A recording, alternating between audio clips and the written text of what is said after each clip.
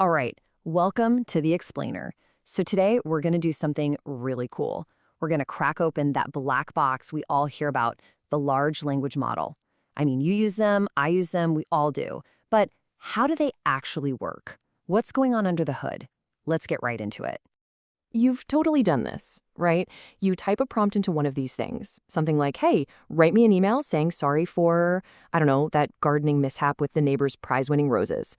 You hit enter and bam, out pops this perfectly crafted, totally coherent email. It honestly feels like some kind of wizardry. But, it's not magic. Not really. It's a process. A very, very clever process. And that's the big question we're tackling today.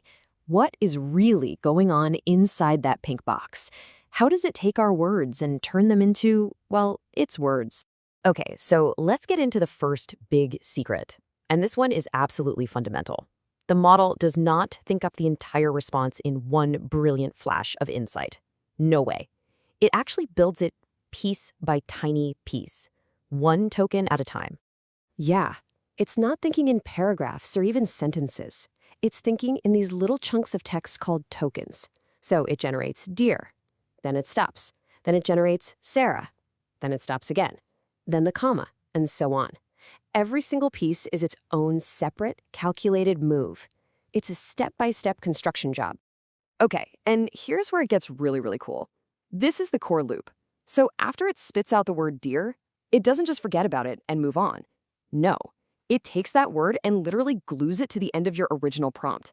So now, the new input isn't just your prompt anymore. It's your prompt plus dear. And that's what it uses to predict the next word, Sarah. It's basically talking to itself, constantly updating what it knows to figure out what comes next. It's wild. And believe it or not, this whole process of using its own output to feed its next step has a name. It's called autoregressive. I know, it sounds a bit academic, but it's really just a fancy way of saying the model learns from what it just said. Its own history dictates its future, one token at a time. So, to recap, it's a loop. It generates one token, feeds it back in, and repeats. Got it. But what's the actual machinery inside that box that's making all this happen? Let's pop the hood. Okay, so we're peeking inside now, and the first thing you notice is it's not just one big brain. Not at all. It's much more like a high-tech assembly line. Your prompt comes in one end, and it gets passed through these three key stations. Each station has a super specific job to do before it hands the work off to the next one. And here they are, our three stations. First up, the tokenizer. Think of it as the mailroom. It takes your prompt and chops it up into those little tokens we've been talking about. Then the tokens go to the factory floor, the transformer blocks. This is where the real thinking, the heavy lifting happens. And finally, it all goes to the shipping department, which is called the LM head. Its job is to take all that processing and turn it into a final prediction for the next token. Now, this is a really critical point, and honestly, it's kind of mind-bending. That final step, the LM head, it doesn't just choose one word. What it actually does is generate a giant list of probabilities.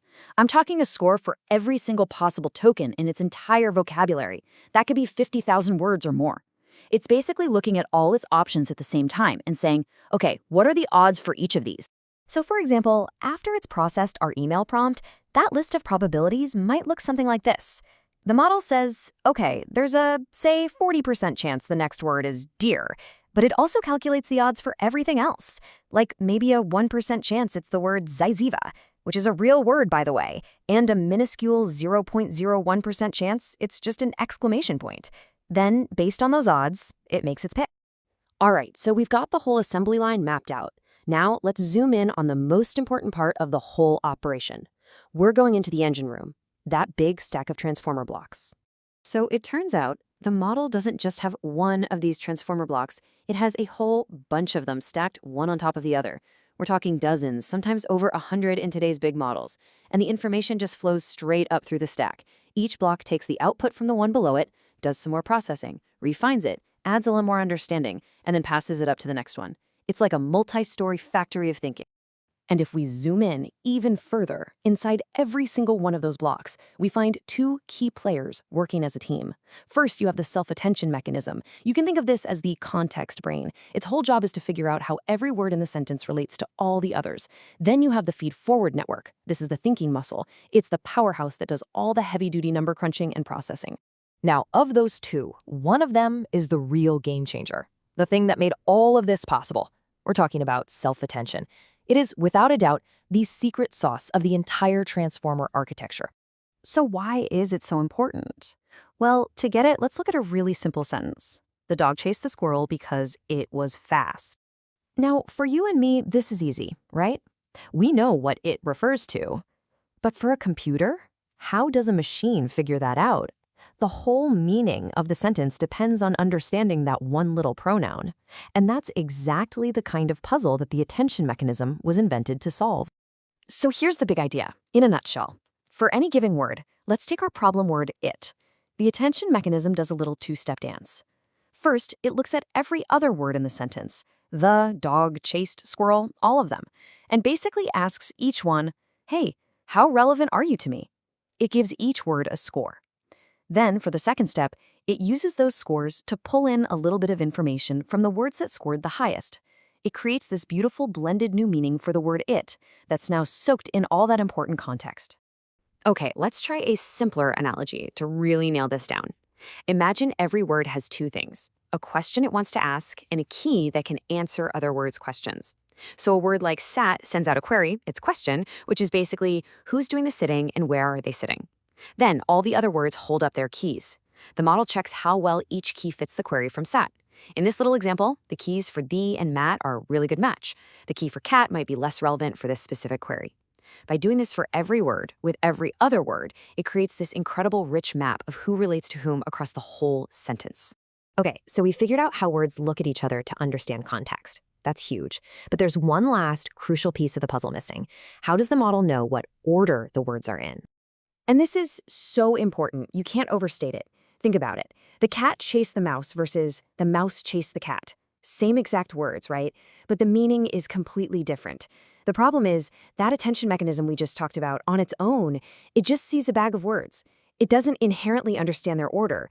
To it, those two sentences look identical. So how do they solve this?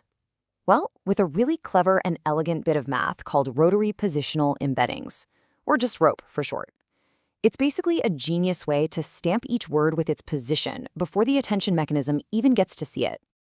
And the best way to think about ROPE is to imagine a clock face. Every token's data is sort of rotated by a specific angle based on its position. The first word in the sentence gets just a tiny little rotation. The second word gets rotated a bit more, the third even more, and so on. What this does is give every single token a completely unique timestamp.